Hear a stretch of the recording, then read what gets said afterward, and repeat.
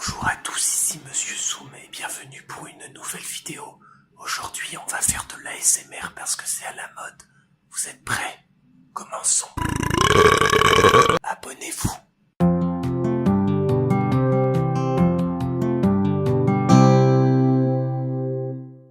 Hey, ça fait longtemps, je vous ai manqué? Toi aussi. Bon, j'avoue, j'ai pas trop donné de nouvelles depuis presque 2 mois et je m'en excuse. Vous comprenez, j'ai tendance à vouloir faire tout rapidement, sauf le sexe, et du coup j'étais parti pour faire une vidéo toutes les semaines. Le problème, c'est que je me suis rapidement vidé de mon inspiration. J'avais plus aucune idée pour tourner une vidéo, je pouvais certes parler de fourmis en boucle, mais j'aime faire du montage, dire des conneries et quand ça reste un minimum drôle et instructif. Bref, aujourd'hui je reviens et j'ai envie de vous parler de mes Aphenogaster subterranea parce que mine de rien, il s'en est passé des choses depuis 2 mois. Souvenez-vous, j'avais capturé cette gine en août au bord d'un chemin, il y avait pas mal de ses cousines à côté, donc je devais être pas très loin d'un gros essaimage, mais j'avais qu'un tube sur moi, du coup, tel The Voice, j'ai dû faire un choix et c'est cette dame que j'ai voulu dans mon équipe. Les semaines ont passé, la gine a commencé à pondre ses premiers œufs, elle était chauffée à 26 degrés en permanence, et ce n'est qu'en novembre que j'ai pu apercevoir les premières nymphes. Toujours pas nourrie, madame donnait des signes alarmants de « Je vais crever !» Elle bougeait vraiment plus, elle était toute maigre, toute faible, mais j'ai préféré ne pas y toucher de peur de bloquer la ponte si jamais je la nourrissais. J'ai l'impression d'avoir fait le bon choix, parce que maintenant, j'ai des ouvrières.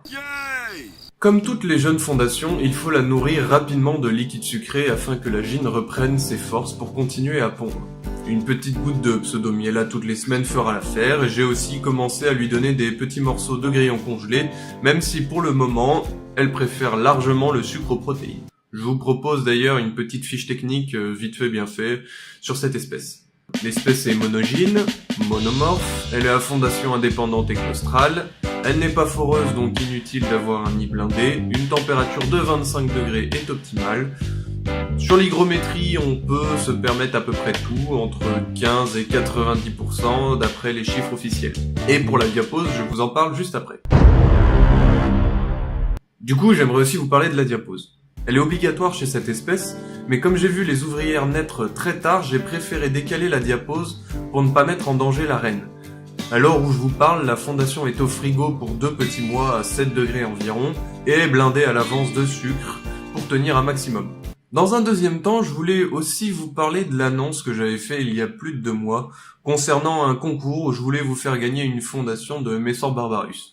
Bon, comme actuellement il fait à peu près moins 8000 chez moi et qu'il y a autant de neige qui tombe du ciel que de pellicules sur un crâne d'ado, je vais reporter le concours au printemps lorsque les conditions extérieures seront plus clémentes pour la survie des Messors lors de l'envoi. Bien, j'espère que cette vidéo vous a plu, moi je suis motivé à en refaire, j'ai quelques idées fort sympathiques, pas forcément sur le thème des fourmis, ni sur le thème des insectes, mais plutôt sur le thème animal de manière générale. Je vous en dis pas plus pour le moment parce qu'il n'y a rien de très concret, mais ne vous inquiétez pas, j'ai plus d'un tour dans mes bourses. Hein? Plus d'un tour dans mon sac? Je connais pas. Sur ce, n'hésitez pas à aimer la vidéo si elle vous a plu, bien évidemment. Moi, je vous souhaite un joyeux Noël et une joyeuse fin d'année. Les enfants, ne picolez pas trop, les adultes, ne vous couchez pas trop tard. Et surtout, n'oubliez pas, c'est des enfants chinois qui fabriquent vos cadeaux. Joyeux Noël!